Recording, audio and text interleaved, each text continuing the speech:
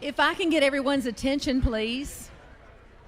Good evening, everyone. If I can get everybody to come to this middle section, the middle room. Should I say, meet me at the bar? Shall I say, walk away from the salami?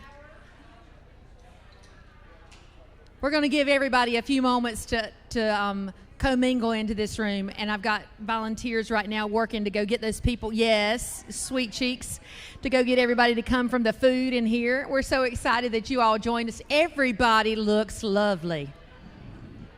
Give yourselves a big round of applause right now. Yes, well, with your drink in hand. You know how that goes. Yes. My name is Michelle Braxton, and I'm going to serve tonight as your Mistress of Ceremonies, and I'm so excited to be doing so for the Brain Injury Association of North Carolina. And if you haven't noticed around the room, I don't know where you've been, but it's the 40th anniversary. We're so excited that you're here to celebrate that with us.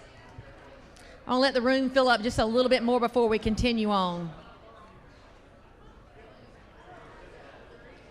People just do not want to leave that fruit and cheese, do they? They're having too much fun, Edward.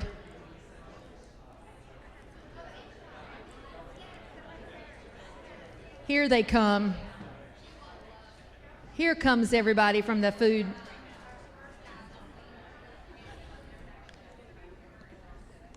I just want to say again, we are delighted that you all have joined us for the 40th celebration of the Brain Injury Association of North Carolina. Again, my name is Michelle Braxton, and I'll be serving as your Mistress of Ceremonies for tonight. And we have we have some thank yous we'd like to say before we get everything underway. Tonight would not be as big of a success as it already has been and will continue to be if it were not for our sponsors tonight, and they are the Lilliquist family, Raleigh Neurosurgical Clinic, Henson First Attorneys at Law, and R.H. Behringer Distributing. So let's all give them a round of applause. Tonight we gather to reflect on our journey, celebrate our achievements, and look forward to a future filled with hope and progress. It's my pleasure to introduce myself, which I've done several times already, for this special evening, and let's get ready for an inspiring and memorable program. To start us off, I don't see Daniel. Oh, there you are, Daniel. Daniel Peterzak, our Executive Director of the Brain Injury Association of North Carolina, will be sharing some past, present, and future of the brain injury of North Carolina. Ladies and gentlemen, Mr. Daniel Peterzak.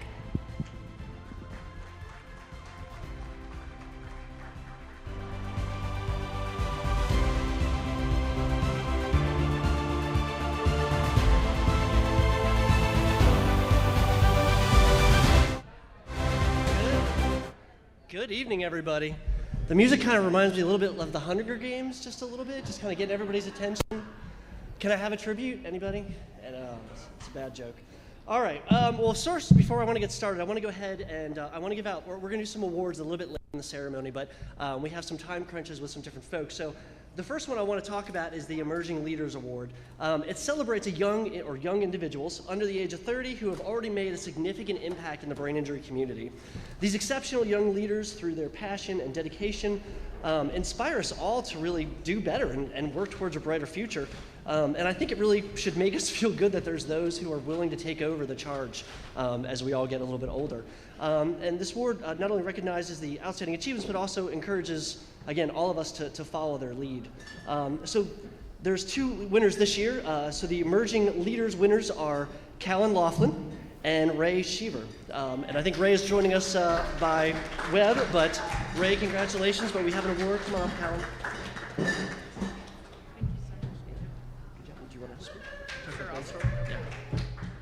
Hi, everyone. I'm Callan Laughlin, and I'm very honored to be here tonight. I accept this on behalf of Ray Cheever, my partner in developing the Brainstorm program, and many of the other people here tonight who've helped support Brainstorm. I especially want to thank Daniel and the Brain Injury Association and all of the volunteers that have helped make the Brainstorm program happen. Specifically our support group leaders, Kitty Behringer, and Karen Keating. Thank you to you all, as well as other wonderful volunteers like J.D. Freeman, Brad Blackwell, Carrie White, the list goes on, Betty Lilliquist, and especially Dr. Lori Leach and Dr. Tolu Oyesanya, who are both here and have supported our work and helped make this program possible. It's been very rewarding to help patients and caregivers over the past year, and I look forward to watching this program grow. So thank you so much.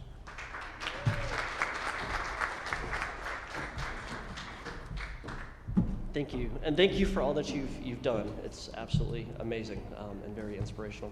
All right, so now comes the fun part. I get to get everyone's attention, and I get to talk about the Brain Injury Association of North Carolina and how amazing it has been for the 40 years.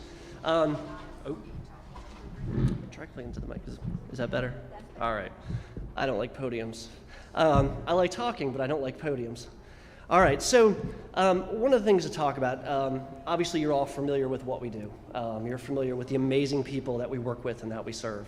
One of the cool things I get to do in my job is I get to kind of be like the lead singer of a band, right? I get to look really cool, right? So I'm the one who, everyone celebrates, they shout my name, but there's really a lot of people who make things happen that are behind me, that are working with me, and that's my team.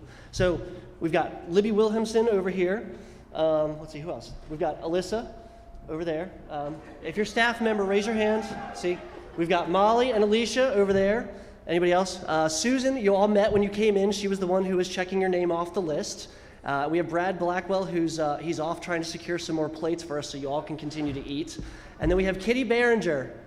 Kitty, raise your hand. There she is. Did I get everybody? All right, we're good. They're the teams that make it happen, so let's give them a round of applause. And over the years, we've had amazing staff. Many of you know some of the names who've been here, those who have moved on and whatnot, but they're really the ones who make it happen. And then as well as our board of directors. If you're a board of director, would you raise your hand? Several here tonight. I know we have more in other spots. Thank you all so much. And I'd be remiss, I want to recognize the committee that helped us to put on that. So we have Carrie White over there in the back. Wave, Carrie. We have Lori Leach over here in red, and Betty Lilliquist over here in the back. So thank you all. This amazing night. If you get a chance to talk with one of them, please do. The Brain Injury Association, a group of folks got together in 1982, and they said we need to do more to raise awareness of what brain injury is and makes people aware, provide training. So by 1983, we were incorporated. And then we have a long, busy history over the next 40 years. In 1990, we know that the Americans with Disabilities Act was passed, which really opened the door for a lot of different individuals, right? And that really helped to pave the way for us. In 1993, the first appropriation of $300,000 was appropriated to the Department of Mental Health, which is through DHHS, and that name has changed about 18 different times, and you all will hear us talk about them a little bit later. In 94, $225,000 was appropriated, and as you see, things continue to grow. In 1994, the North Carolina Head Injury Foundation, which is what we were founded as, we held our first camp. All right, so if anyone's ever been in one of our camp or seen any of the pictures, it's an amazing weekend away. We haven't been able to do it the last couple of years because it's been difficult with COVID, and we couldn't take those risks, but we're hoping to get back into that. But 1994, it stems back all the way there. In 95, the National Head Injury Foundation changed its name to the Brain Injury Association of America, and of course, we followed suit in North Carolina. In 1995, we hired our first executive director, Cecil Green. 1995, and we moved our headquarters from Charlotte here to Raleigh. I'm not going to go on too much. I will tell you that we had a lot of exciting growth happen in the subsequent years that followed. We had contracts with the Health Resources Service Administration, which was a federal grant, which you actually get now. It's through the Administration of Community Living, and I'll talk a little bit about that in a minute. In 2007, we opened up our Asheville office. In 2008, we opened up our Greenville office, and then a couple years later, we opened up our Piedmont. And Kitty, where's Kitty again? Kitty, raise your hand. Kitty runs our Piedmont office over there. So a lot of amazing things can continue to happen. A lot of people behind, a lot of people really trying to make things happen.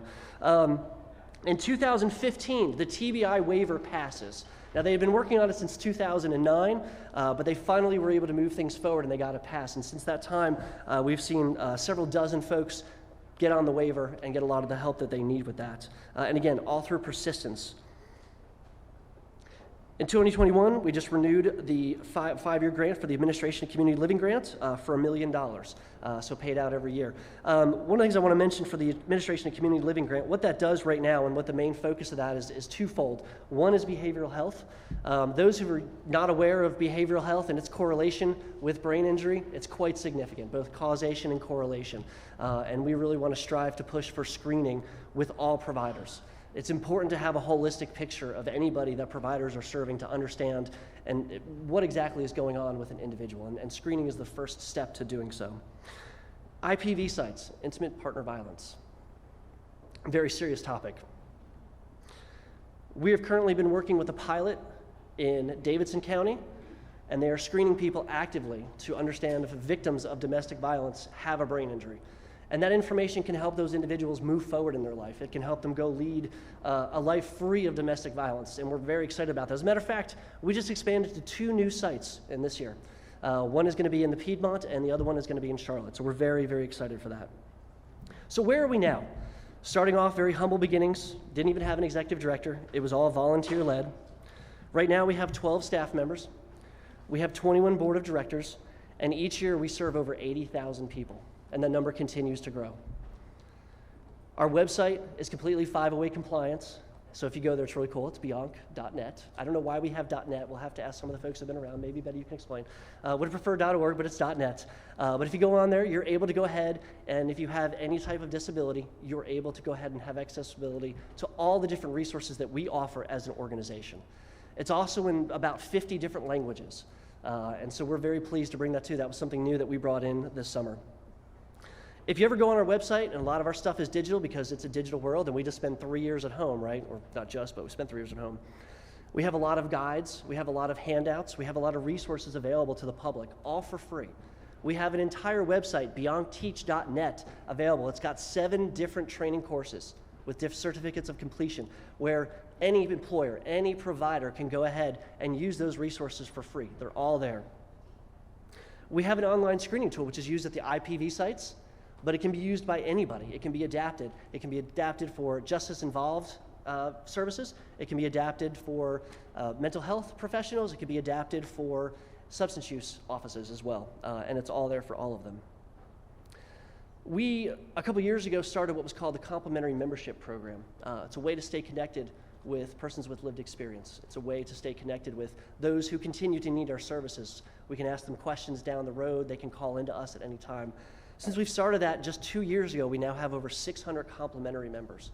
So we stay engaged with these individuals very actively. We've created a data-driven culture. And if anyone's familiar with what's called the needs assessment gap, a needs assessment gap is what we do with DHHS every couple of years, and we find out what are the pressing needs in North Carolina? What do North Carolinians who have a brain injury need from us? So we send out a survey. When we first did it a few years ago, we sent it out to maybe a couple hundred people. When we just did it this last spring, we sent it out to over 2,200 people in just a very short amount of time. Again, and all that information builds together, we're able to work on that. So the question is, short term, what do we look at doing? What do we want to do to move forward? We certainly want to continue to train and expand our training all across the state. We have 100 counties. We want to make sure that we are represented in all 100 counties. And that's a pretty big mark to make. I think right now, the last numbers we had, I think it was, Libby, about 60 counties that we were in actively. That's unacceptable. We need to continue to do more. We need to make sure that we're helping everybody who needs us in every county. And we need to make sure that all law enforcement has crisis intervention training that involves brain injury. We need to make sure that all providers understand what they're dealing with, mental health, substance use, or whatever else. We want to make sure that we have support groups in all 100 counties. Right now, we have 20 very active groups. Some of them are transitioning back to in-person, some of them are still virtual, but all of them are very active. But we'd like to see and make sure that all 100 counties in North Carolina are represented. Sustainable funding. Well, y'all are here part of that, buying raffle tickets and drink tickets. Drink up, buy some more raffle tickets. That's one of the plans we have. But we do have some unique new things. that we would like to try out, and we'll certainly be communicating a lot of that with you all soon. Further involvement with behavioral health. We are just beginning to move forward with that. We're beginning to talk with a lot of different providers, but we want to make sure that they're aware of what brain injury is, and we can definitely do a lot more of that. The same thing, more involvement with the criminal justice system. We actually just had a conversation with a group the other day where we are going to be piloting doing some screening for folks who are coming on parole, which we're, again, extremely excited about. So I think one of the common themes here, if you can all take it away, is that screening is extremely important. The knowledge that someone may or may not have a brain injury is extremely important. And when we look at comparing that with other conditions and other things that they have, we know that that's one of the first steps to getting them the help that they need. The big thing we want to do is we want to fight to make sure that brain injury isn't invisible anymore. That's a pretty easy one, right? Someone walks into a hospital with a gash on their eye, right? What do they treat? They treat the eye. Later on, we find out that there might be a brain injury. So we want to make sure that it is something that's always there and it's being taken care of. And following up with that, we want to make sure that we're looking at it as a chronic condition. Brain injury does not go away overnight. 3 months, 6 months if you're lucky, but some people, indefinitely. That's when we get into the talk about the continuum of care. Raise your hand. Has anybody heard the term continuum of care? Yeah. I bet just about everybody in here has a different definition for the continuum of care. And, you know, professionally, respectfully, we all look at things a little bit differently, but I would like to argue that it starts when an incident or an accident happens, and it goes until that person's last breath, because they're going to need those services for a lifelong time. And we need to make sure that we represent that, and that also includes housing. That includes services. If you go to our website, you go to our provider directory, and if you click on any of the services that are there, you will see we certainly have clusters around the major metros. But what about the rural areas? What about the communities that aren't within an hour's drive of Raleigh or Charlotte? What do they do? How do we reach those people? We want to make sure that they have a voice, that they have representation, and that's something that we need to strive for. And then the last thing I'll leave you with is, we know that there are 208,000 people, statistically, according to the CDC, living with a brain injury in North Carolina. There could be more. We suspect that there are, especially if we begin to look at non-traumatic, and we want to make sure that that's represented as well. But imagine if we added 100 beds. Would 100 beds, would 100 offices help the problem that we have now with brain injury? What about 500? What about 1,000? Right? How far do we need to go with brain injury? We need to start thinking big. I think a lot of times when we look at solving things with money, right now I think a lot of times when we look at where the TBI fund is, we're looking in the millions, but I think brain injury is an issue that needs to be solved with the billions. And so we really need to continue to advocate for that, both locally in North Carolina, but also on the federal level. And BIAA, Brain Injury Association of America, is very well aware of that. They continue to push for different things. And they really want to make sure that there is a difference from a federal level, that we can also advocate for ourselves at a local level. So we have got a great, excellent night ahead. We've got some awards coming up. We have 2 wonderful speakers. Please come up, introduce yourself. I've met many of you. It's so good to see many of your faces as well. I've talked to a lot of you on the phone. We've been on the computer. It's like meeting new friends all over again, or old friends, I guess. So please come up. I'd love to talk with each and every one of you if I can. There's another, 2 or so hours in the night, so we got time. But enjoy tonight. Enjoy tonight. It's a celebration. It's a celebration for what's been accomplished. It's a celebration of the people who have a brain injury and continue to move forward, and they thrive. One of the things I always say is, there's no such thing as a normal life, whether you have a brain injury or not. So we don't strive to live a normal life. We thrive to live the best life that we can. And that's something I think that we can all do and be very successful at. We just need to figure out how we move forward with each individual step. But tonight we start. Please enjoy the night. Read up, look at the masks. You'll see that they're positioned all around the museum. Listen to the stories of the people who have a brain injury. Listen to what they're saying. Listen to their voice. And that's one of the best ways to understand what they're going through. Thank you so much.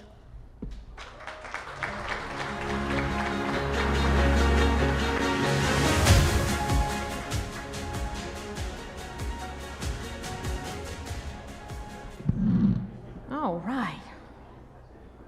So, tell me if I'm wrong, Daniel, but Jana now, or do we take a little break? Jana? Okay, let's do that. because I've had the opportunity to meet this young lady. She's very vibrant, very wonderful, and I think she has some amazing things that she wants to share with you tonight.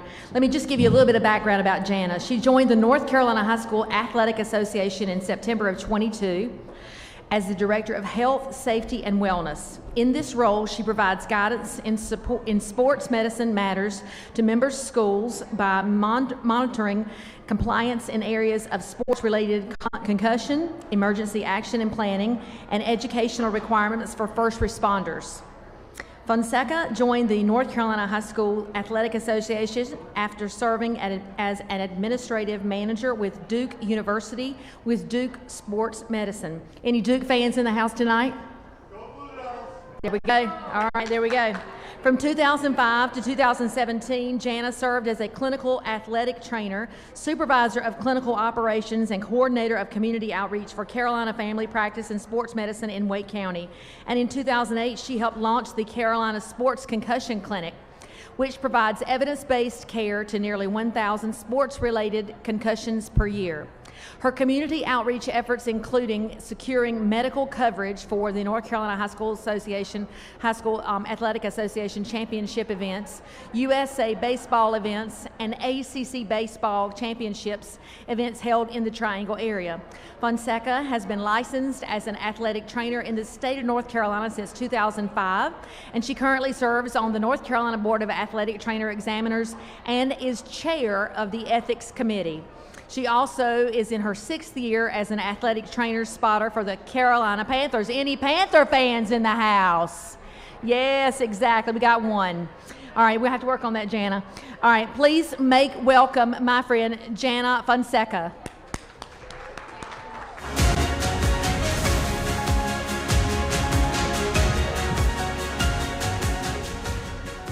Thank you so much, Michelle. Congratulations to the Brain Injury Association of North Carolina on this 40th anniversary. I'm so humbled to be a part of this celebration and grateful for the opportunity to speak. I'm thankful for my fellow Duke fans out there. It's a big night for our football team, so let's see if our quarterback in about 45 minutes is going to be ready to go. We'll see how he looks this afternoon.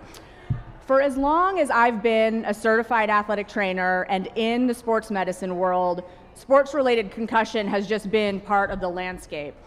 Flashback to the late 1990s, I was an undergraduate athletic training student at Southwest Missouri State University, and I was fortunate to be assigned to the women's basketball team.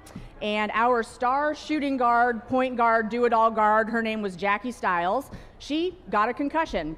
I don't remember exactly how she got hurt. She probably was going for a loose ball or going for a rebound and took a really hard elbow to the nose, which is a very common mechanism of injury in sport. But here's what I do remember about the scenario. She maybe missed a couple days of practice. I remember our head coach saying, she looks fine, there's nothing wrong with her, as Daniel alluded to, right? The invisible injury of concussion. She presented just fine, looked just fine.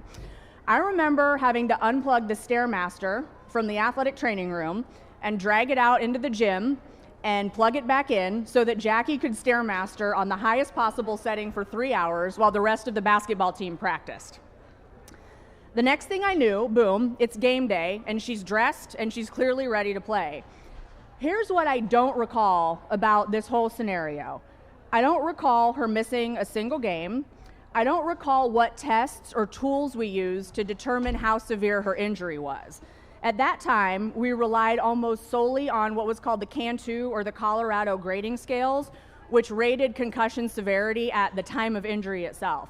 And fun fact, on Celebrity Jeopardy, when Shane Battier was on last Wednesday, this was actually a question. It was the rating scale about concussion, and the information was so outdated that I think athletic trainers across the country literally all groaned because we haven't used this methodology in so long.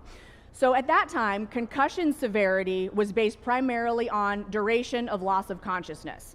So Jackie didn't lose consciousness. So based on that, her injury was deemed not severe right when it happened. It was labeled as grade 1 because she didn't have any loss of consciousness. The other thing I don't remember about this whole scenario, there was no gradual return to competition for her. In the first game after her injury, she wore one of those awkward plastic masks, It lasted about 17 seconds. She ripped it off, she chucked it onto the sideline, and the head athletic trainer said, well, I guess she's not going to wear this tonight. So that was my early experience with sports-related concussion. And frankly, as a student, I really just didn't know any better. But what stayed with me from that experience was that we didn't really do anything for her. We didn't actively care for that injury the same way that we provided treatment to athletes who sustained ankle sprains. So fast forward about 10 years, I had recently left the collegiate setting. I'd moved into a clinical physician extender role with Carolina Family Practice and Sports Medicine, which is a clinic right here in Wake County. And it's the summer of 2008. I'd just given birth to my first child. We had a son. He was perfect. He was healthy. He was huge. My husband and I were like, we made an athlete. We were so, so excited. And at that point, what I wanted was 3 kids. I wanted all boys, and I wanted all of them to play football. I grew up in Nebraska. My Huskers are playing right now. The last I checked, they were still ahead, so hopefully we will come out on the winning end of that game tonight. So growing up in Nebraska, football was in my heart and soul. So I wanted to haul my 3 kids, those 3 boys and their stinky football equipment around in my SUV. That was my dream as a brand new mom. So it's that summer, I'm on maternity leave, and I learned that 2 student athletes, 2 football players, 2 high school football players died within weeks of each other as a result of TBI. Matthew Gefeller in August, and then a few short weeks later, Jaquan Waller in September. And as an athletic trainer, this absolutely shook me because I know that the risk of catastrophic injury is real in sports, but I was very thankful to have never gone through anything that traumatic.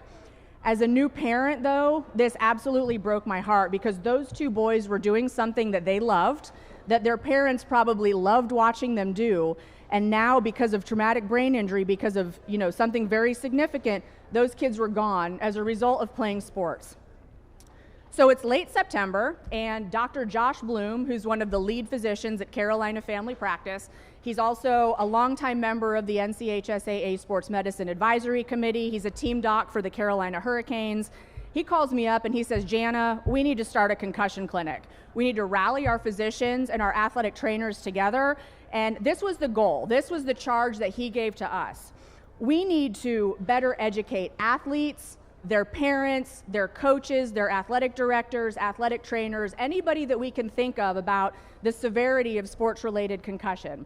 We need to set the tone for how these injuries are recognized and how they're managed. And at the time, we really didn't feel like there was anybody better positioned in Wake County than Carolina Family Practice because of that clinic's presence, that existing presence in the community, and that existing presence on the sidelines with our high school teams. So I'm like, yes, Dr. Bloom, let's do this, let's go. So now, pretty suddenly, sports-related TBI and sports-related concussion are a keen clinical interest of not just myself and my close colleagues, but for a lot of sports medicine professionals and clinicians across the entire state of North Carolina. So over the course of that school year, the Carolina Sports Concussion Clinic was born. And we were and still are really fortunate to be in a resource-rich state where many academic medical institutions and stakeholders all felt very compelled to act in response to these tragedies. And one of the first results of that action was the founding of the Matthew Gefeller Center in Chapel Hill in 2010. The mission of the Gefeller Center is to improve the prevention, evaluation, management, and rehab of sports-related traumatic brain injuries through research, education, and clinical practice. And over the next few months, there continued to just be a tremendous amount of collaboration from clinicians across various health systems, across various settings, who were willing to sit down and share operational workflows. What are you guys doing? What's working well for you? And ideas for community outreach, as well as how are we going to brainstorm, or how are we going to educate as many people as possible about sports-related concussion. So at that table, we had the North Carolina Athletic Trainers Association, the NCHSAA, the association that I'm currently with, the Department of Public Instruction, the North Carolina Medical Society, the North Carolina Neuropsychological Society, and a lot of other physician experts across the state. There was just a tremendous amount of energy and cooperation and collaboration and teamwork around this issue. So the culmination of this collaborative work was the Gefeller-Waller Concussion Awareness Act. And this act was signed into law by then Governor Bev Perdue in June of 2011. and there's no funding tied to this law. All of the things that are included can be carried out at little to no cost, except for time and expertise and administrative burden, of course. But there's three components, three pillars that really make up this law. Number one is pre-season or pre-participation education about concussion for student athletes, their parents, coaches, and any adult associated with interscholastic athletics at the public middle school and public high school level. Number two, a post-injury plan that clearly identifies how to recognize a suspected concussion that demands removal from play if any signs and symptoms are present, and results in an evaluation by a licensed healthcare professional with training in concussion management. There's also a supervised return to play progression so that athletes are gradually returned to competition. And number three, venue-specific emergency action plans. These emergency action plans have been extremely beneficial as their use and implementation is far broader than that of concussion injury. All aspects of prevention of sudden death can be encapsulated in these EAPs. So plans for how to respond to heat illness or exertional heat stroke, plans for sudden cardiac arrest, how many AEDs are in a school and how quickly can those AEDs be accessed, plans for weather disturbances for outdoor sports, and certainly plans for potentially catastrophic head and neck injuries. So the work and focus on concussion and inclusion of those EAPs in the law has actually led to really good outcomes in other emergencies. In the 22-23 school year alone, at 7 member schools of the NCHSAA, we had seven events, 6 of which were cardiac in nature, that all resulted in good outcomes because those emergency action plans were in place, and also because certified athletic trainers were on site, but more about that in just a little bit. So once that law went into effect, as clinicians, we saw an increase in concussion injuries. Now, we can't really say that they were happening more frequently, but they were definitely being reported more frequently. We started to see the pendulum swing as educational initiatives were rolled out, and the culture started to change and the landscape shifted from you just got your bell rung to you may have sustained a brain injury and you need to be evaluated. There was education about why it was important to report symptoms, and there were now tools in place to assess the severity, such as the Sport Concussion Assessment Tool, a variety of computer-based neuropsychological testing options, the balance error scoring system, and the vestibulo-ocular motor screen are a few examples. There were referral pathways and access to healthcare providers, and there was now an infrastructure in place to guide return to play. Over time, that sit and wait approach that we used to take really evolved into an approach geared towards active management.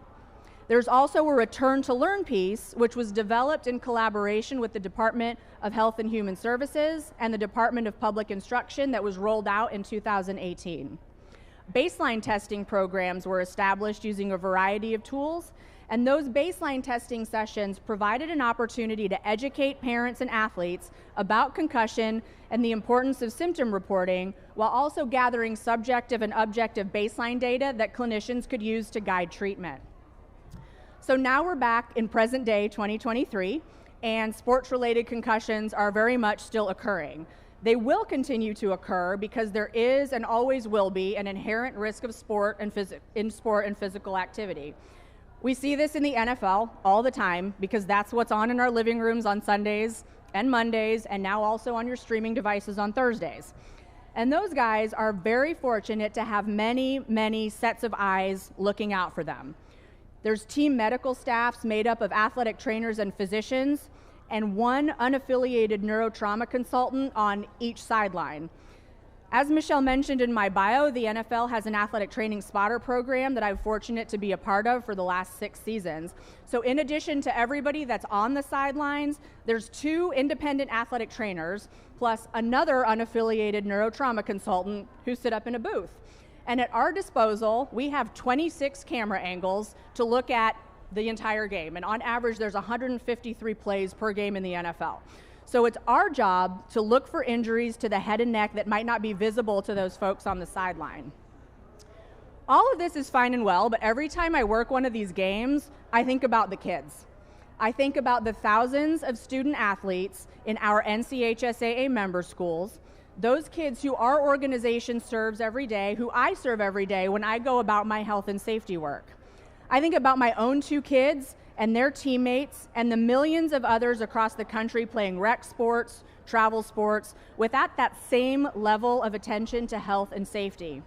And while this level of advanced technology and resources has become the standard at the NFL, it may not be practical. It's probably not practical for all levels of sport. However, finding ways to incorporate some of these aspects of advancements are crucial. So what should we be focusing on to continue to move the needle on concussion safety in sports? First, education, awareness, and research. This is constant and this is evolving. It's being creative and innovative in how we deliver this message. And it's keeping up with evidence-based practice and disseminating that information as far and wide as possible. It's reviewing the most recent research against existing policy and procedure and tailoring that policy and procedure to stay current. And it's getting boots on the ground to help spread this message across all levels of sport. High school, middle school, youth, rec, even just at community facilities where people are being active. Coupled with education is a continued commitment to research in all areas of concussion, prevention, recognition, and rehabilitation across all ages. A recent article from JAMA Neurology in August of this year showed that chronic traumatic encephalopathy was found in athletes as young as age 22. And while the causes of the symptoms in the sample size were likely due to a number of other factors, all of those donors were exposed to repetitive head impacts. So how do we strike a balance between maintaining physical activity and reaping all of the benefits of physical activity while also ensuring that young people can participate in sports at the highest possible level in the safest possible environment? Next, it's asking the question, who is taking care of our student athletes? And the answer needs to be athletic trainers. It must be athletic trainers. Certified licensed athletic trainers are healthcare professionals with extensive education in injury management, injury prevention, and recognition, and also knowledge of what steps to take in order to save an athlete's life or a spectator's life or an official's life in the event of life-threatening injury. We're very fortunate in North Carolina, where 60% of our NCHSAA member schools have access to athletic trainers. That's actually about 20% higher than the national average. But there is a bit of a perceived crisis in athletic training right now. There's a lot of jobs open, and while there are a lot of athletic trainers out there, they're able to be far more selective in the positions that they accept and the compensation that they accept. So at the secondary school level, they're no longer accepting positions that require them to essentially have 2 full-time jobs, that of a teacher and then that of an athletic trainer at the end of the school day. The secondary school athletic trainer should not also be a teacher. The secondary school athletic trainer should be able to focus solely on providing the highest quality care to their patients, and their patients are the student athletes at the schools at which they serve. Finally, we can advocate that the right people are in the right seats when it comes to making guidelines for health and safety in sports. That medical experts in sports medicine disciplines are the ones guiding policy and procedure around safety in athletics. Recently, Senate Bill 452, which is now Session Law 2023-133, was passed. And this law is titled, "An Act to Make Various Changes to the Insurance Laws of North Carolina, to amend the insurance rate-making laws, and to revise high school interscholastic athletics." So this law now puts rulemaking for medical eligibility as well as health and safety, which includes rules related to concussions and emergency action plans, in the hands of the State Board of Ed and the Superintendent of Public Instruction. So if you believe that licensed healthcare providers whose medical expertise and approach towards evidence-based practice should be at the table when it comes to guiding policy and procedure for the healthcare of student athletes across the state, please consider contacting your local representatives. Thank you again for the opportunity to celebrate with you all tonight, and here's to the next 40 years of advancing education, support, prevention initiatives, and advocacy for all those affected by brain injury of all kinds across North Carolina. Thank you. Thank you, Michelle.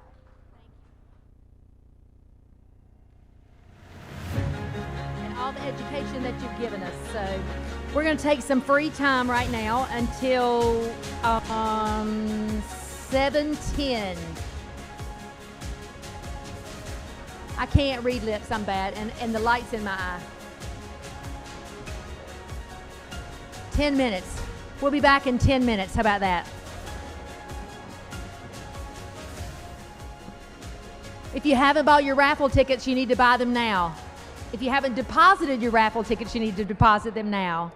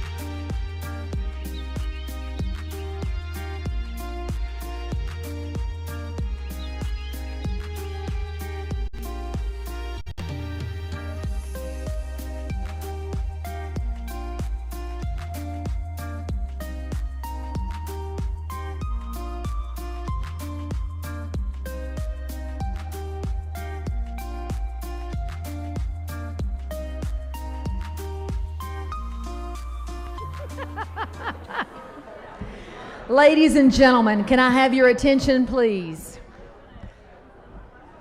With the owner of the Black Mercy, I'm just kidding. We really need your attention in this portion. So if I can bring some people in from the food area back into the centralized area in the central room, if I can bring some of y'all. I know y'all are going to moan and complain and oh my God, but we're about to give some amazing awards away, and so we don't want these people to get an award and nobody to be in the room to clap for them. Does that make sense? Y'all all got quiet back there.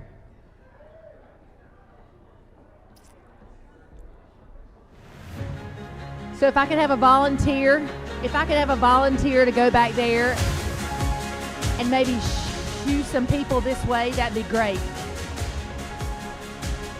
We would love that. No one wants to get an award when there's no one there to clap for them. Right? Right. Who in the room is having fun? Are you having fun? He's having fun. Angela, are you having fun? Crystal, are you having fun? Yes, child. That's what tonight is all about. Celebration of 40 years for the Brain Injury Association for North Carolina. We are celebrating 40 years. It is now time to recognize the exceptional contributions and achievements of individuals and organizations in North Carolina within our brain injury community. We will be presenting a series of awards to several individuals tonight. First, we'll be awarding the Chuck Monette Award. This award is presented to a philanthropic individual who has exhibited generosity in support of the brain injury community. And this year, the award goes to the person that the award is named after. Ladies and gentlemen, please make your hands together for Mr. Chuck Monette.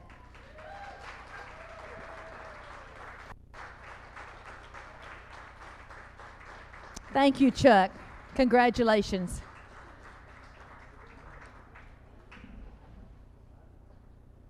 Photo op. Are we in within the live stream?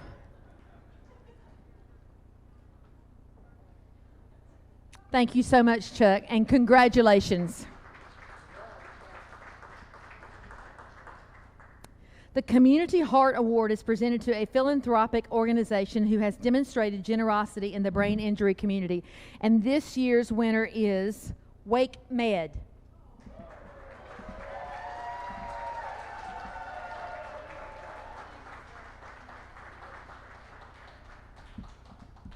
Wake Med's representative tonight is Laurie. Is it Leach?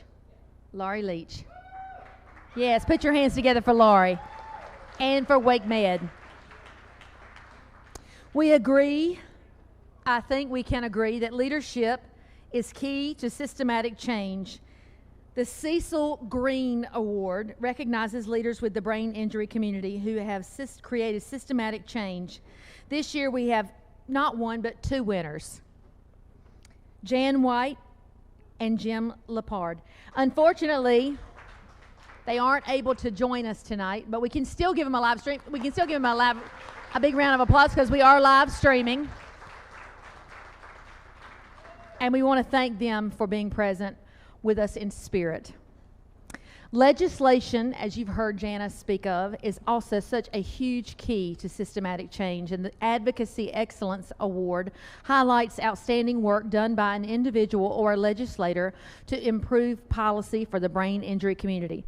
This year, we are recognizing Carol Ornitz.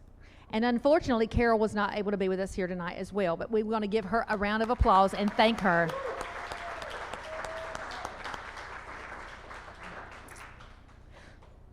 We all know that many hands make light work, don't we? I look around this room and I see all the wonderful volunteers that have taken part in tonight's organizational process and putting everything together. If you've not had the opportunity to look at these masks, please do so. If nothing touches your heart tonight, if my mama says if you don't have a heart, then you got a thumping gizzard. right? And if you just have a thumping gizzard and you look at those masks and you read those stories, you will definitely be touched and moved. So please take time to make your way around the rooms and look at these beautiful masks that these participants have taken place in providing for us tonight. So we all know that volunteers supplement or complement the work done by staff and others. To recognize these contributions, the Volunteer of the Year Award highlights an individual who has dedicated significant time, energy, and attention to the brain injury community. And this year's award goes to my friend Carrie White. And she is shocked. She is shocked beyond measure, and somebody's in trouble.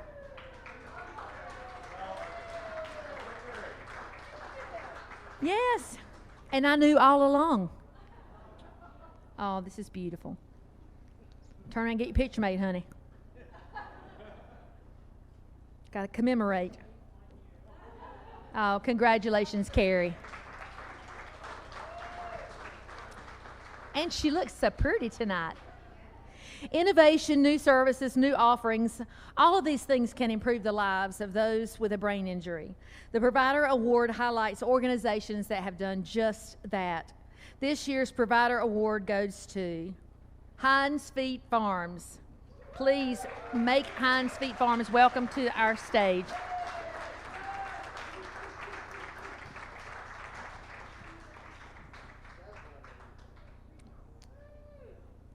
Thank you, love. We appreciate you so much. Resilience, perseverance, and the courage to make your day happen is just a few of the descriptive words to articulate what a survivor might find themselves thriving through. And the Thriving Star Award honors just such that person. This year, we are honoring 2 individuals. And first, we have April Ricklefs. April.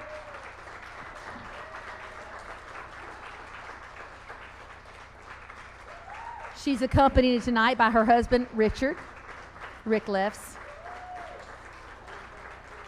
We honor you tonight, April, and we thank you for all your hard work and achievements that you do on a daily basis. We thank you.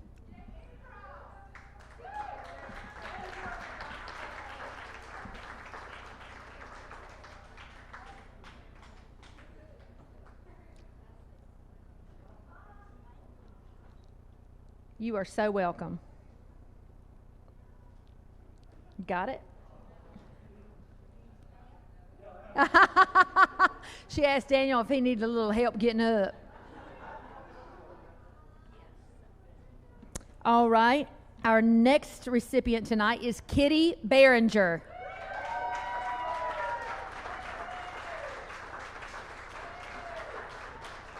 Looking cool in her royal blue tonight. Aww.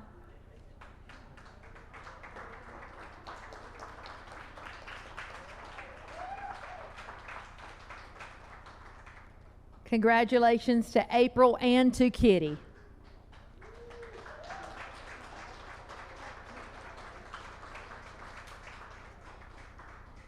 The Courage Award identifies an individual who has made an indelible impact on brain injury within the veteran community. Their unwavering commitment and dedication have set an inspiring example of courage. And this year, we'd like to recognize Rose Randall.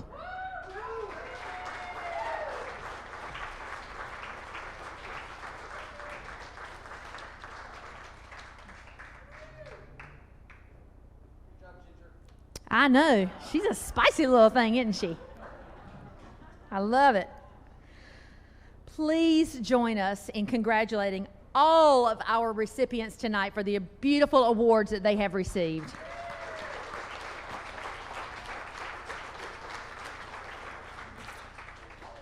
We're going to take another 10 minutes, if that's okay. Conception, is everybody good with that? Another 10 minutes before we move forward? And then we're going to bring out the highlight of the night. If y'all thought I was it, you're wrong, because he's in the room, okay?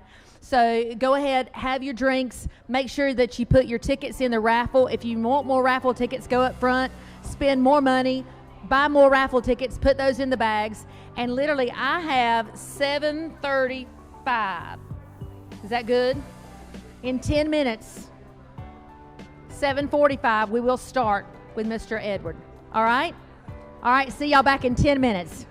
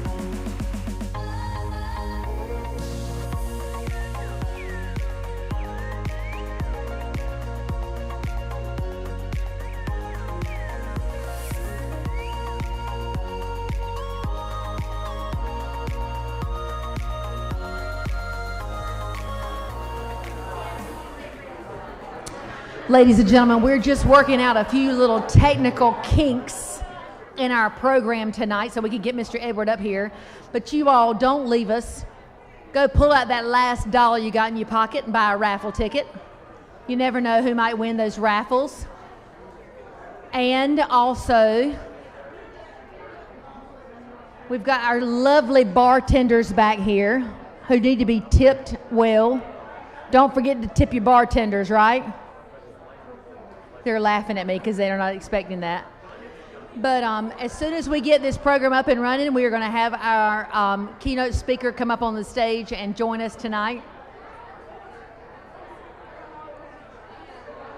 So continue on, eat the food, enjoy the merriment, and have great fun tonight with the Brain Injury Association of North Carolina.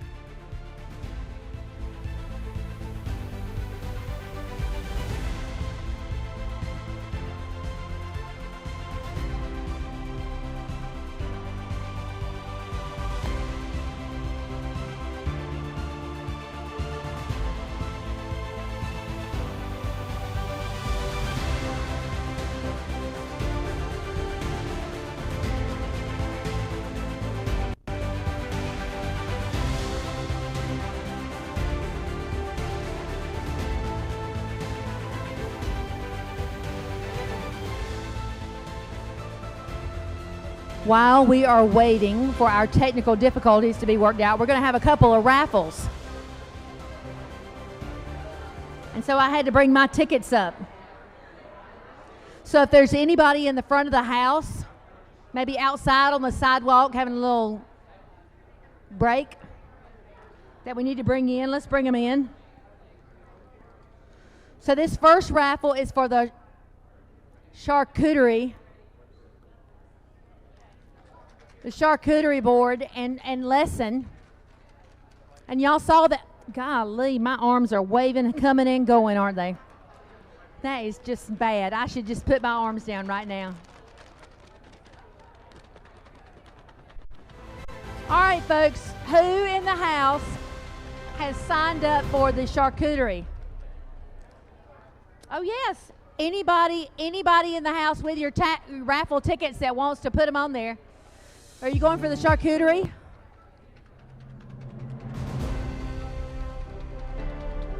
This got everybody excited.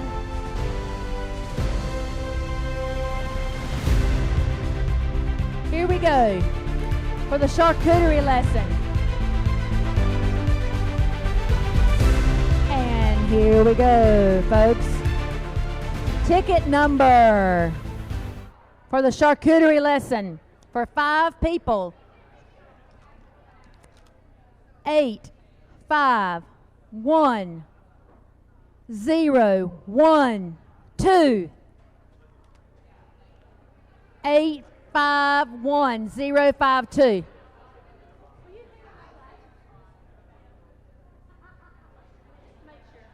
you win? Okay. Have I got a winner in the house at 851012? Because it was be present to win.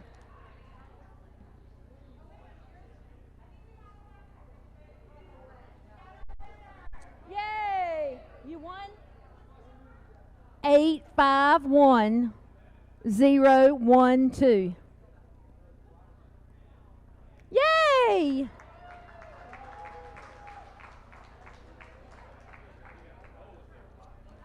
All right. Can I give you that? The next.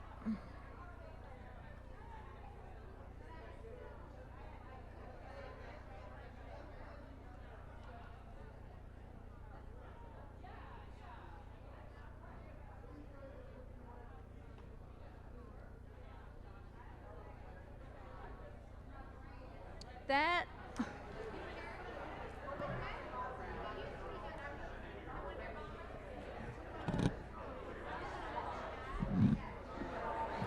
That charcuterie lesson was donated by WakeMed Neurosciences Program. The next the next poll we have is, hang on, just want to make sure I'm doing this right. This is, which print is this?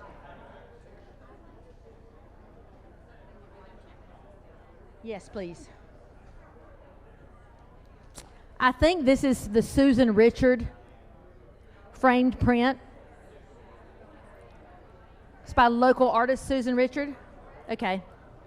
And tonight it was so generously donated by Grimes and Yauman, attorneys at law. Yes, you can give them a round of applause if you'd like to.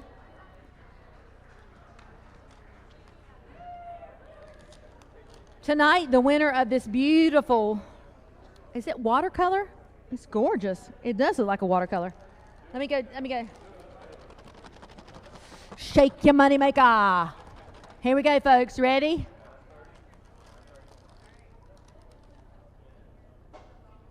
$700-650. Yay! All right, what a lucky corner you're in.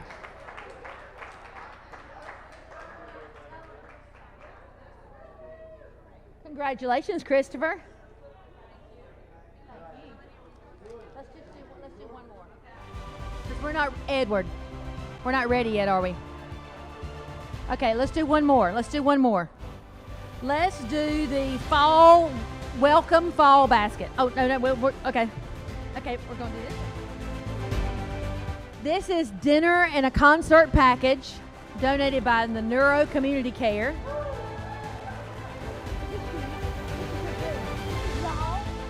This is the most fun group. Oh my gosh, such a fun group. This is 2 tickets to a candlelight concert and a $100 Visa gift card for dinner. Estimated value at $220. Are you ready? Did you put your ticket in here? Oh no, okay. 700. Oh my God, I have so much power. Oh my God, Becky. 464. Woo!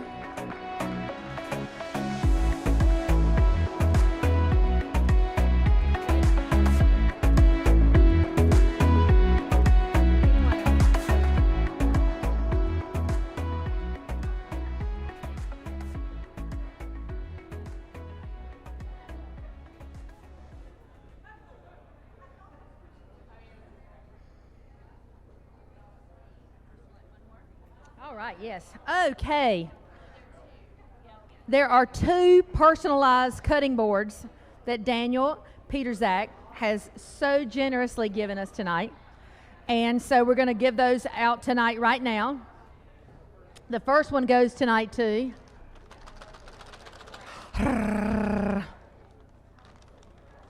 This is for one of the personalized cutting boards.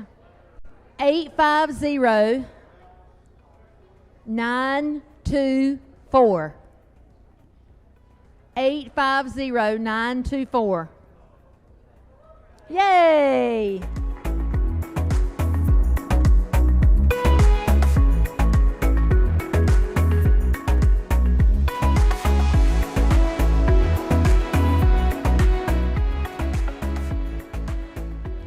Congratulations, Grady. And our second winner tonight is 850-925.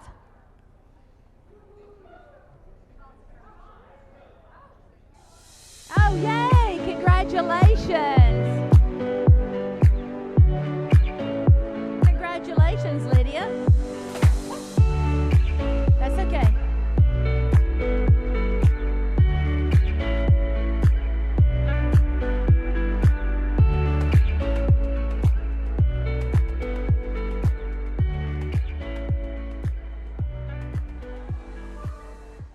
Now, if I can get everybody's attention for just non-raffle purposes. And can I get everybody that's in the food court, for lack of a better word, can I get everybody that's in the food court to make your way into the main room, please? I know that salami is good.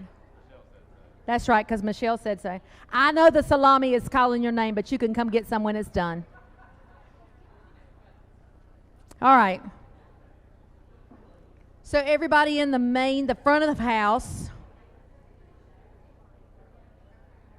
can hear. Everybody in here can hear. But if we can just get your attention, if I can just get everybody's attention, don't make me whistle like I'm a girl from Wayne County, because I can do it. All right. Edward D. Girolamo has served as the Chief Executive Officer at the Steel Network Incorporated since December of 1994. That was a good year, by the way. In 2003, he also took on the role of Chief Executive Officer Applied Science International at Applied Science International, LLC. Yeah, if y'all are I feel like a kindergartner school teacher. If y'all are talking, you're not listening. Ed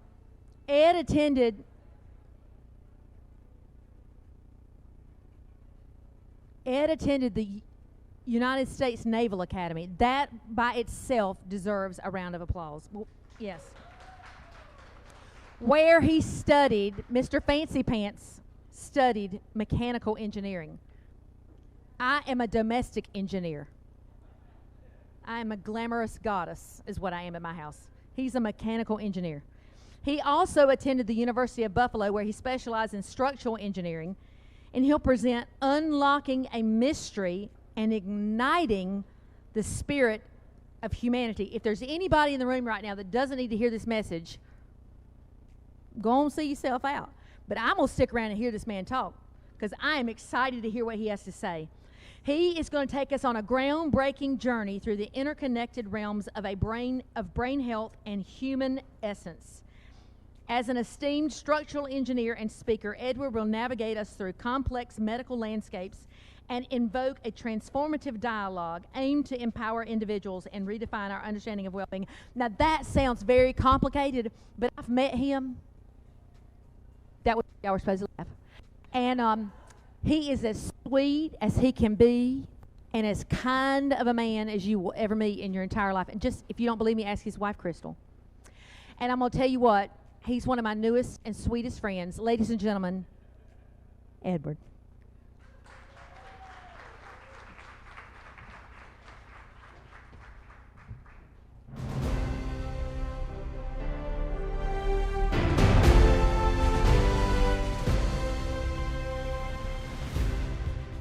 Thank you, Michelle. And congratulations for this 40th anniversary. Unfortunately, my slides are not coming through, but I don't really need the slides. I think the message is so I think you'll be able to imagine and envision the message that I have to give here tonight. And I want to especially thank Carrie White for inspiring me to come and speak here tonight and really cover somewhat of an experience that I've had for the last 10 years that is right in line with everything I've heard tonight so far. And I understand the issue, of the traumatic brain injury. And there's also some other issues that we're dealing with the brain, I think, that are equally as important. And when you look at the Brain Injury Association, I think that there's a much more comprehensive picture of what's going on with our brains and the problems that are occurring today. There's Alzheimer's, there's Parkinson's, there's dementia. There's so many debilitating diseases that are both internal and external that occur to the brain that I thought, well, this discussion tonight needs to be much more comprehensive. So there's an opportunity for this association to grow, clearly, if you're not already covering some of those. And the caregivers are really the same. They're dealing with issues with the brain, and they're debilitating. And I actually had an opportunity to go with Carrie and Jim White last week to the Elizabeth Dole Foundation celebration for the heroes, which are the caregivers. And it really brought to light the millions of people that are affected as caregivers being heroes. And so I thought, okay, that isn't daunting enough to say this challenge that we're faced with is all of these things. There is a connection with the gut that we can't ignore. And the fact is that in some places they call the gut the second brain. And if you're having issues with your brain, there's a good chance you're having issues with your gut and vice versa. And so there's a lot of medical terms that I could throw out here that aren't going to help us at this moment, but you can dive into that. You'll see there's over 4,000 studies right now that NIH has published regarding the brain-gut connection and how one affects the other. And so I think if we take a look at the problem, and I'll tell you that because of my resume that Michelle went over, I'm an engineer. But 10 years ago, I attended a medical conference in Albuquerque with an amazing group of international doctors that were focused on a solution for so many things, all of which I just brought up. And these are some doctors that have dedicated their entire careers. And there's a long line and a long history of doctors that have dedicated their careers to things that have not been mentioned. And so when I hear about the problem with the children and the concussions and the 2 deaths of the high school kids, and I hear it on the radio, and I think to myself, that didn't have to happen. This suffering does not have to happen. And that's what I'm here to talk about tonight. And so I appreciate the safety, and Jana talked about some really important things: awareness, safety, being there at the right time. But I think there's one more thing that's very important that I want to bring up. And so in Albuquerque, it started 10 years ago with this path for me to understand what they were all talking about. And so I went down this path and I started going on the NIH PubMed, and some of you may be familiar with that, where all the research is published. And there's millions of research, clinical trials, articles, just amazing information that you can gather on just about anything going on in the world of medicine. And so for 10 years, I've spent a lot of time on PubMed reading that. And then recently, when Carrie brought this issue to me, that, the opportunity, I should say, that I could speak here, I thought, okay, well, I need to pull some stuff together, and I need this to be meaningful and impactful for all of you, something that you could take home with you, something that you could become a better advocate and understand much more about what you're dealing with. And so that's where I'm going to go. So before I get into exactly what that is, I want to talk about some of the things that all of these indications, conditions have in common. And so I think you might call that the physiological mechanisms that are going on inside our body. So as an engineer, I'm approaching this like, okay, there's a problem. What's causing the problem? What's the best solution to the problem? It's very different from what you might find in the world of medicine. And so looking at the problem, you're going to find that there is one thing that all of them have in common, and there's many things that are sort of a cascade from that one problem that make up, I picked 28 and dove into them and looked at the research into the 28, but really caused by one thing. And so I will tell you that I was having a cup of coffee at Whole Foods with the chairman of the National Science Board, presidential appointee, over preparedness. And Prabha Fernandez, her name, we were in Chapel Hill. And I said to Prabha, she was so interested in my project, I said, Prabha, it seems to me that all the research I'm reading and I'm looking at, they all have this one thing in common, and it's inflammation. And she said, well, you know, Ed, of course, we all die of inflammation. So that was sort of an aha moment for me, and I thought, oh, inflammation, I got it right. I'm just seeing it everywhere.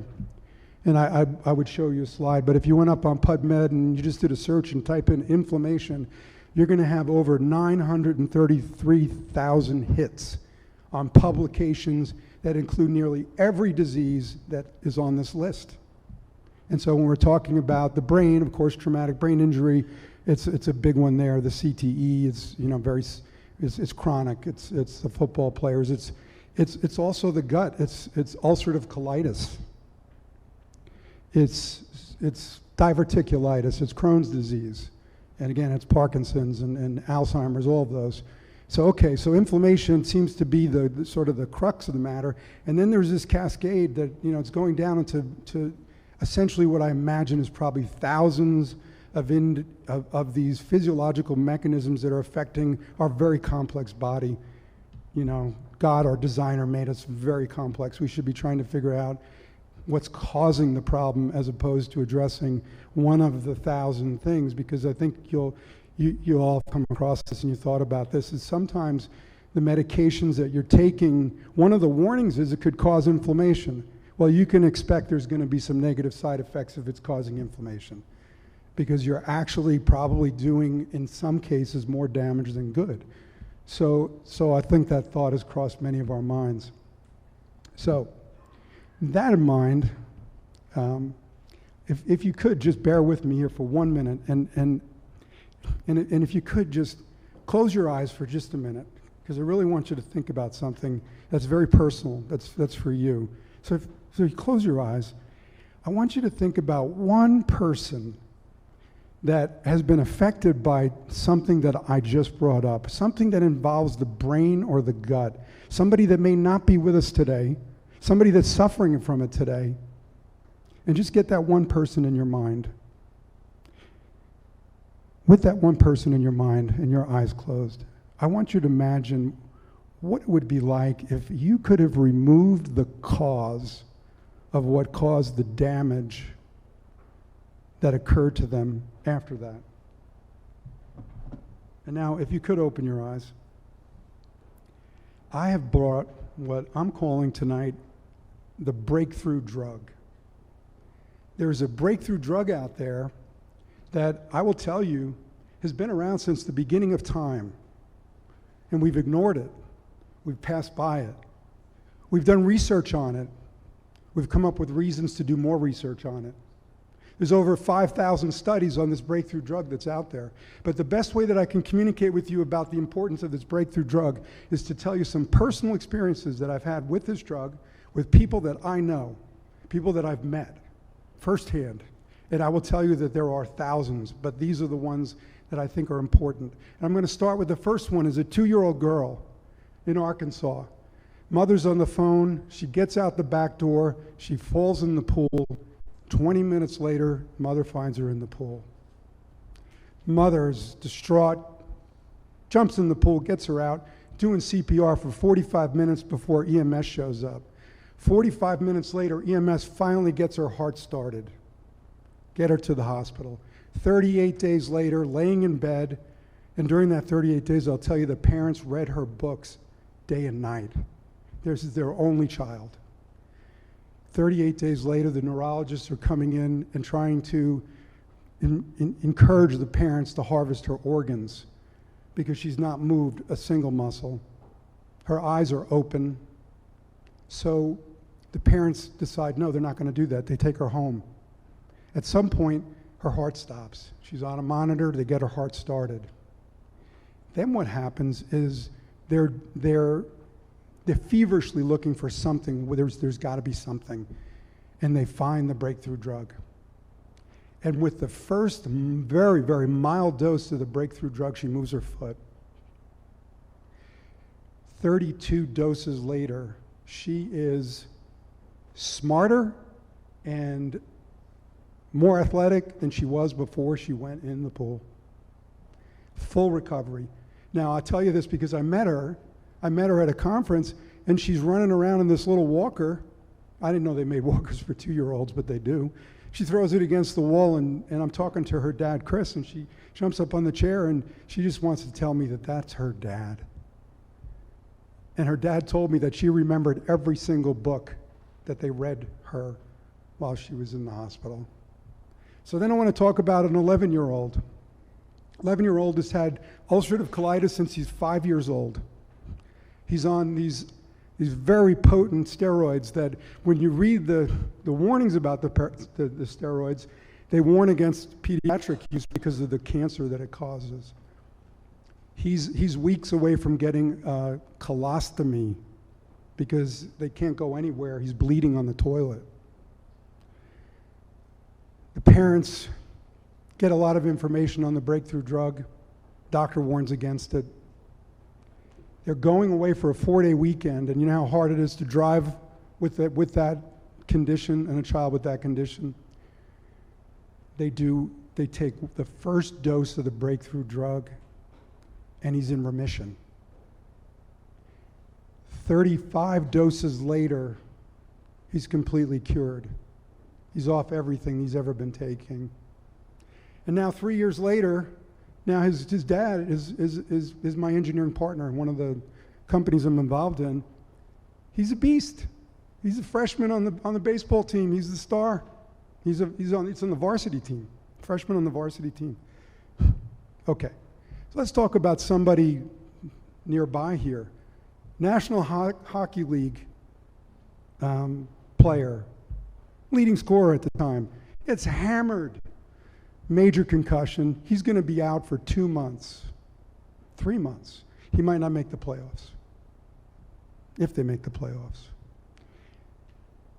Okay, he gets his first dose of the breakthrough drug within a week, and I would call that in acute phase, because we've talked about, acute means just happened, and chronic, long-term, lots of stuff happening over a long period of time. That cascade is increasing. There's more things happening because we've not resolved it. They call it reperfusion injury.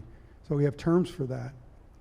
First dose, now I tell you, he's wearing dark sunglasses. Actually, he hurt his leg, give too many details, but he's limping, gets his first dose, comes back to get his second dose, he's not limping. Finishes his third dose, and he's back on the roster. So when you take this breakthrough drug and you have an acute concussion, there's just senseless suffering that continues to go on for no reason. So why? Why do we need to do more research? Why don't we just use it? Because it's safe and effective. So let's talk about the traumatic brain injured soldiers that are committing suicide. Duke just came out with a study. There's 44 a day committing suicide in the nation. And that's because they just figured out it's not 22 because the coding was being manipulated throughout the country. In fact, some people think it's even more. Not to mention the civilians committing suicide that are non-veterans. And so here's the reality with that is that these guys have had major traumatic brain injuries. They got IEDs going off. They are our nation's heroes. That's why we could gather here today and talk about this. And so, Sergeant Major, Marine Corps, he's done 8 deployments, 12 IEDs.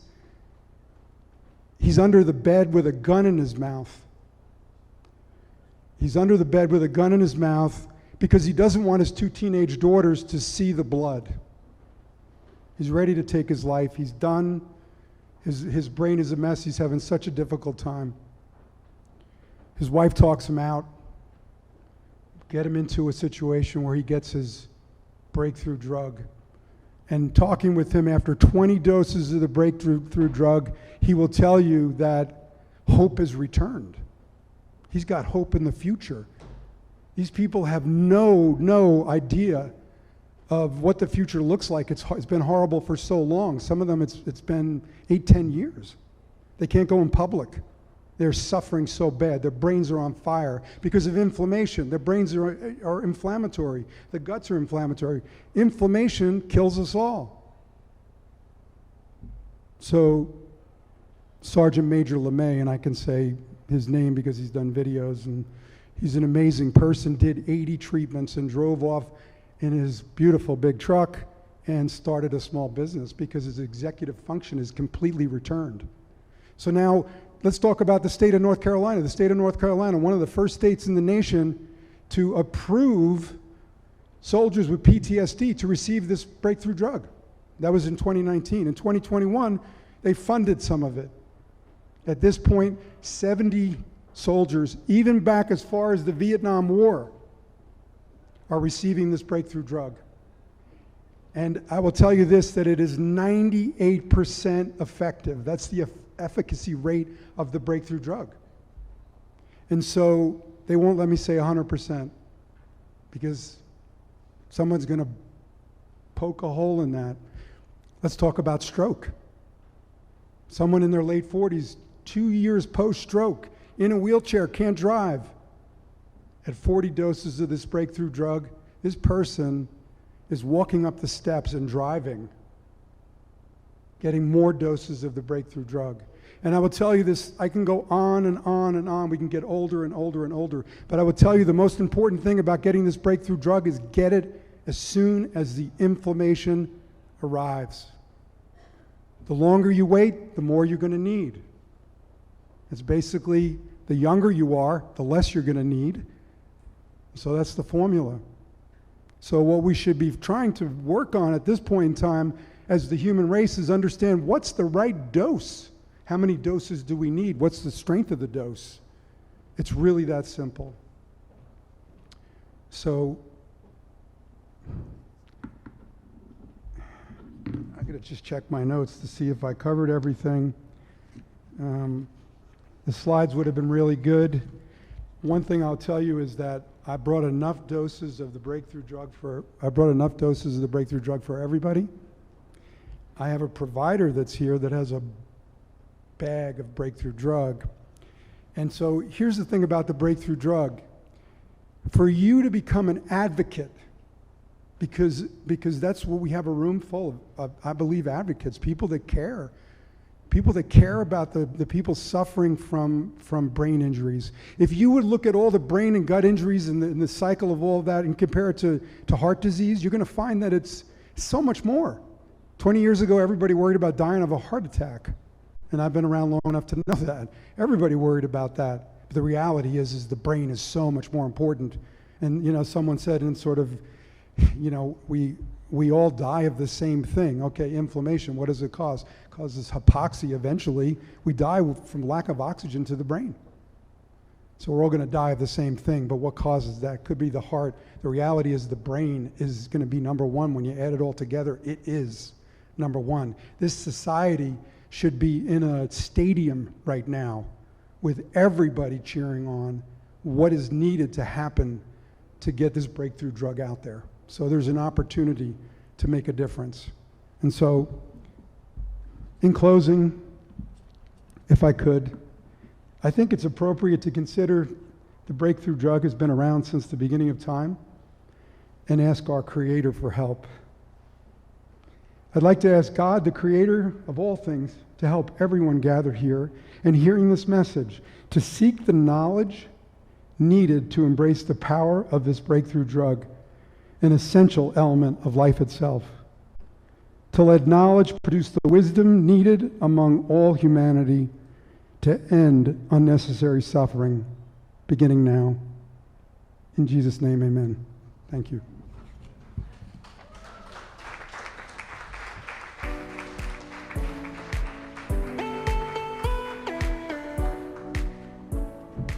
Y'all can keep that applause going.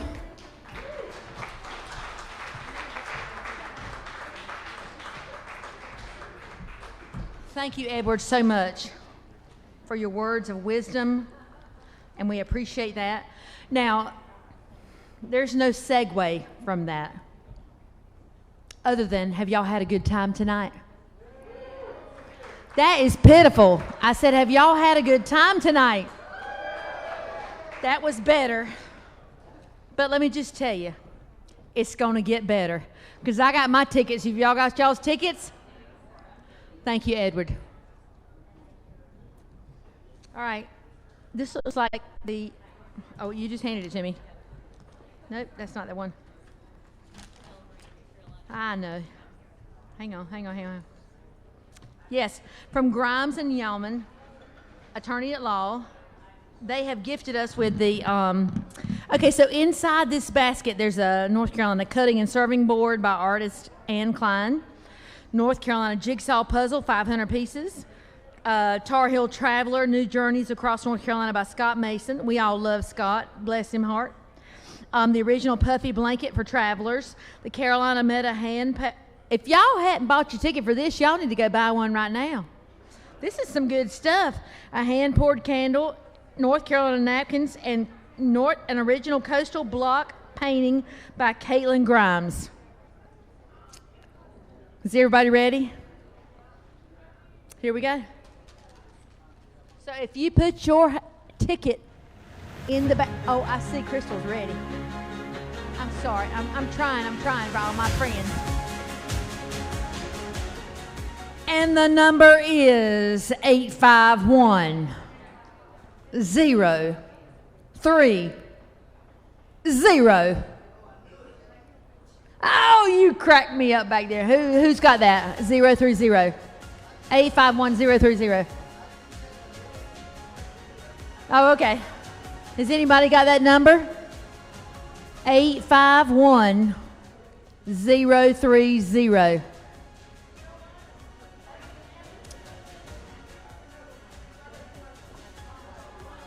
Oh my God, she has already won one. So she's putting her ticket back in and letting us pick for. You are so sweet. I never went for Miss Congeniality, but obviously she did. 850-938. Oh, you were close. Close, but no dice. Come on, love. Come on up and get your prize.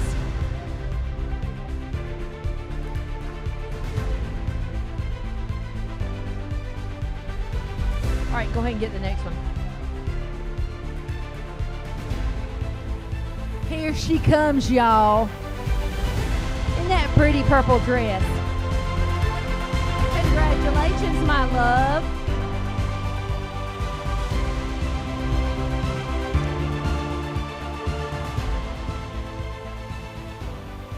Wake Med's brain injury rehabilitation system offered us the next gift tonight, and that is one large pumpkin platter, one small pumpkin platter, and one matching pumpkin.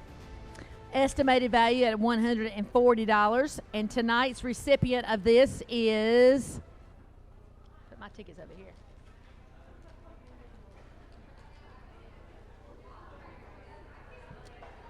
Seven 429.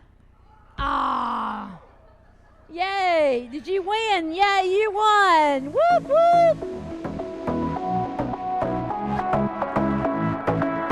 Congratulations, my love.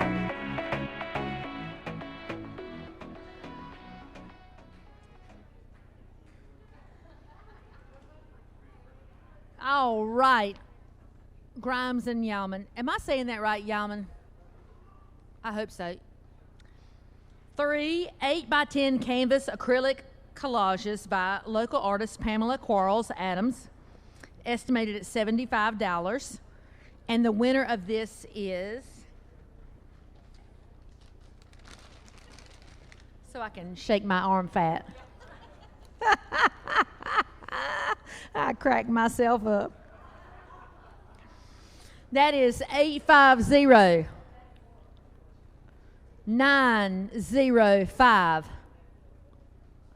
850 905. These are beautiful. They're really pretty. Oh, we got another winner coming from the back. Come on in, love. Get your prizes. Yay!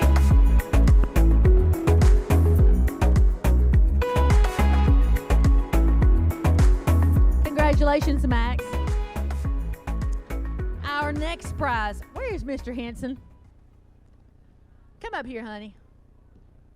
You're a tall drink of water.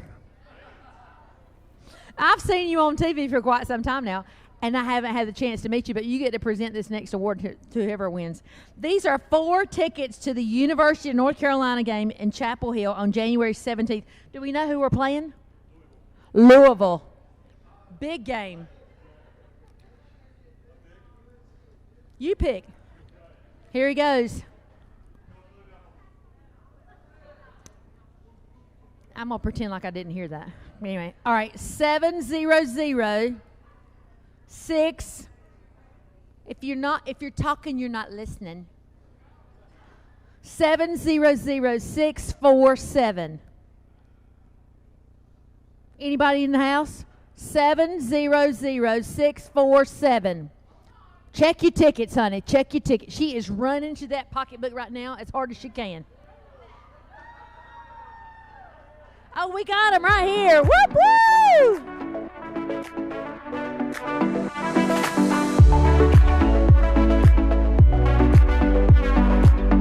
Thank you, Mr. Henson. Thanks, love.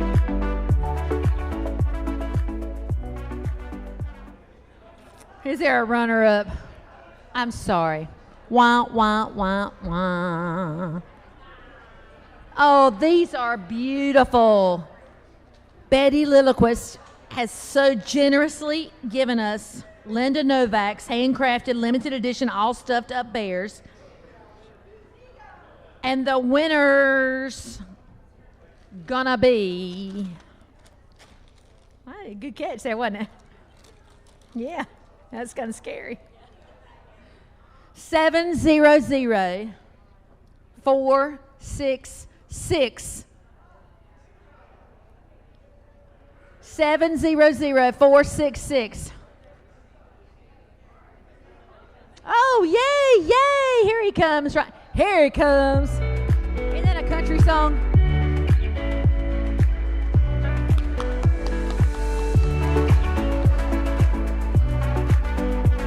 Congratulations, Max.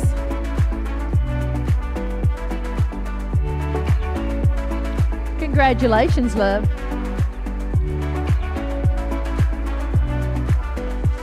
Y'all make way for Max and his bears.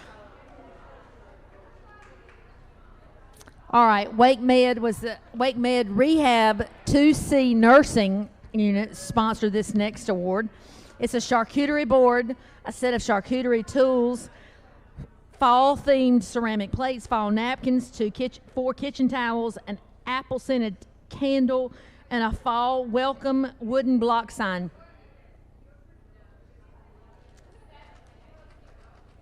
Okay, all right. I'm going with that. I got to be fair. 700-391.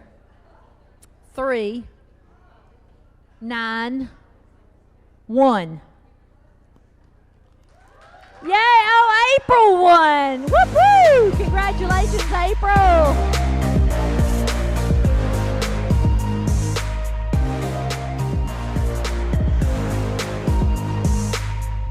Congratulations, April.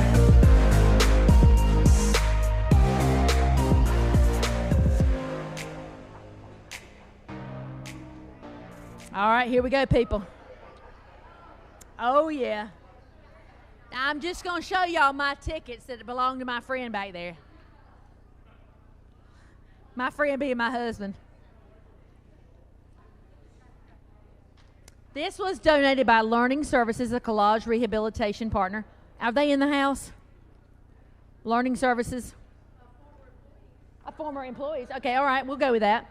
A large Yeti cooler and a pair of matching large Yeti travel mugs and thermoses. Valued at $350. Now, y'all can watch me.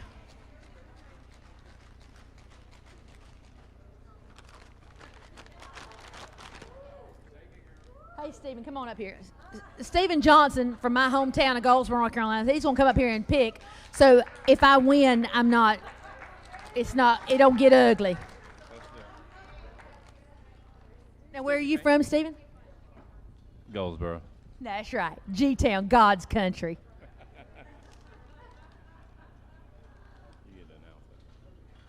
Okay. Dag nabbit, I didn't win. All right, here we go. 700. All right, Miss Lilliquist, you ready? 4,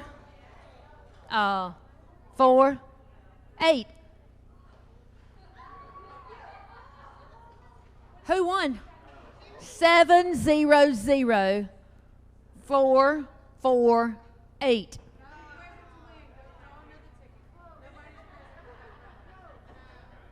Woo-hoo! There we go, there we go, there we go.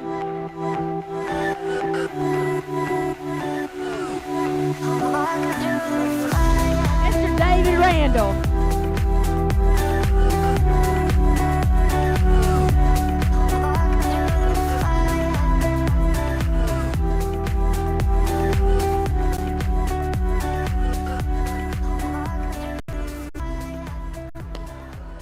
Y'all, can you hear me? I said, can you hear me? We're going to go to church on Sunday night, Saturday night. Can you hear me, people? Let me just say, this has been an absolute, if y'all are talking, you're not listening. I said, if you're talking, you're not listening. So everybody need to hush. I got something important to say. Everybody need to hush. Y'all have been an absolute dream tonight. This has been wonderful. I wish I could give you a figure on how much money we have earned tonight for the Brain Injury Association of North Carolina, but it will come out later, I'm sure, in publication. But I can just tell you, from the bottom of my heart, it has been a privilege to serve as your mistress of ceremonies. We could not have done this tonight without the Lilliquist family.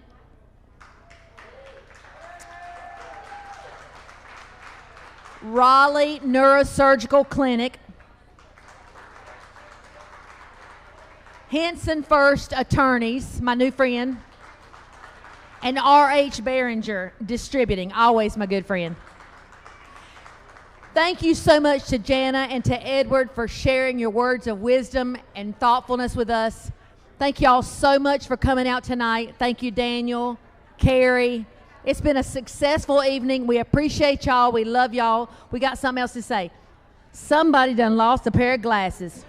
Let me see how blind you are. I'm putting mine back on. If you have misplaced a pair of glasses, and they are not readers, they are prescription glasses, please come see me up front. We love y'all. We appreciate y'all. Good night. And continue to keep the Brain Injury Association of North Carolina in your prayers and thoughts and your wallets. All right. Good night, everybody.